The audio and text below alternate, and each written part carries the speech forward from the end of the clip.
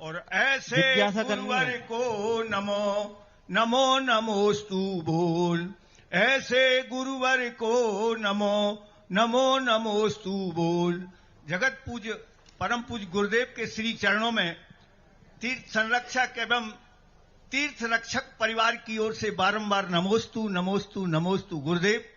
सर्वप्रथम धर्मोदय अक्षय क्षेत्र पर हमें इस धर्म सभा में, आपकी सभा में प्रश्न करने का, जिज्ञासा रखने का सौभाग्य प्राप्त हुआ।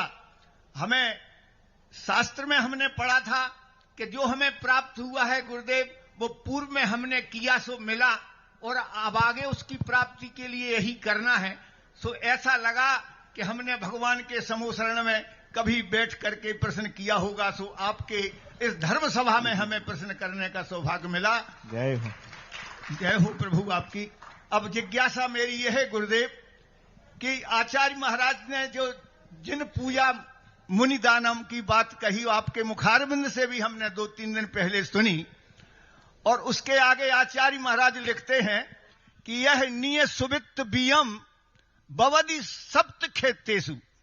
हम श्रावकों के लिए 7 क्षेत्रों में अपनी चंचला लक्ष्मी जो नीति पूर्वक कमाई है उसको व्यय करने का निर्देश दिया है, जो कल्याणकारी बताया। सो गुरुदेव, जिज्ञासा यही है कि वे 7 क्षेत्र कौन कौन से हैं जिनमें हम सभी अपनी न्याय नीति पूर्वक लक्ष्मी का सदुपयोग कर प्रशस्त मार्ग कर सकें। नमोस्तु गुरुदेव, नमोस्तु गुरुदेव। संक्षेप में 6 आयतन होते हैं: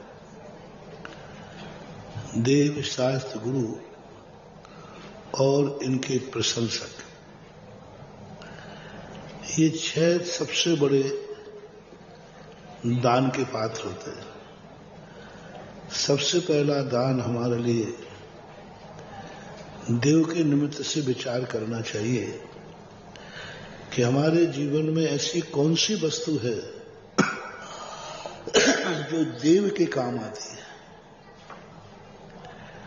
दूसरी वस्तु के लिए कहा गया, ऐसी कौन सी वस्तु है हमारे पास जो जिनवाणी के लिए काम आएगी। ऐसी कौन सी वस्तु हमारे पास है जो गुरु महाराज के लिए काम आती है। ऐसी कौन सी वस्तु है इन तीनों की उपासना करने वालों के लिए हम काम ले सकते हैं। इन तीनों की उपासना। और 7वें नंबर का आता है तीर्थ। देव नहीं, देव का चैत्यालय, तीर्थ, मंदिर, उनकी प्रतिमाएं। इनके संबंध में हमारे अंदर ये भाव आना चाहिए कि जब भगवान तो देव के रूप में आ गए, अब देव के देवालय, देव के स्थान रखने के तीर्थ क्षेत्र, मंदिर, ऐसे तीर्थोदय जैसे तीर्थ हैं, इन तीर्थों पर अपने जीवन की कमाई का भाग खर्च करना चाहिए।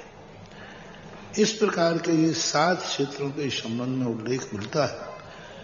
कई लोग इसको अन्य रूप में भी प्रस्तुत करते हैं कि 7 है, लेकिन ये 7 में दान के जो पात्र हैं, ये 7 स्थान दान के पात्र होते हैं। इनमें सारे पात्र अपने आप समाहित हो जाते हैं।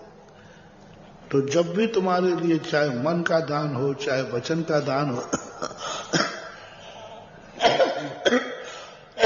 चाहे काया का दान हो, चाहे माया का दान हो, विचार करना चाहिए। देव के उपासक, मान लीजिए देव को तो अपन जानते हो, भगवान, देव की उपासना करने वाला कोई भक्त है और उस भक्त कोई परेशानी में पड़ा है, भक्त को किसी की जरूरत है,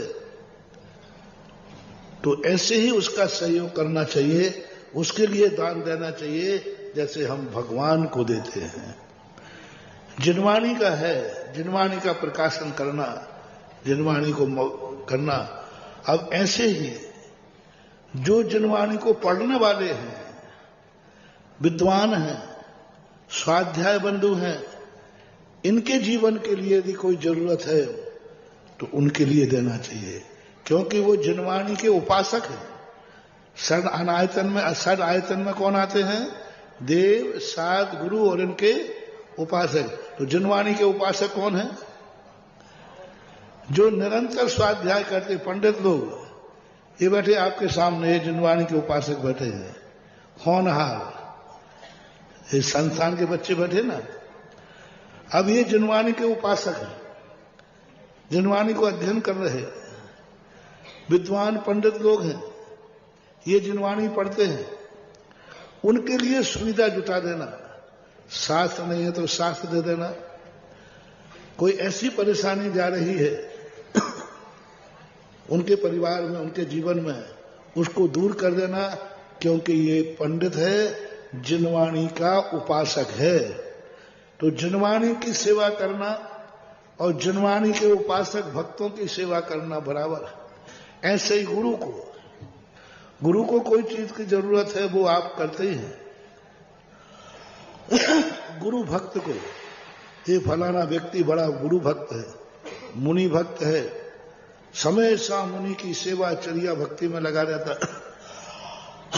उस व्यक्ति के लिए कभी कोई की जरूरत पड़े तो उसका सहयोग कर देना, क्योंकि ये गुरु भक्त है।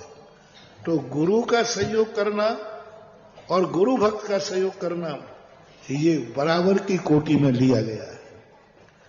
फिर उसके बाद आते हैं तीर्थ।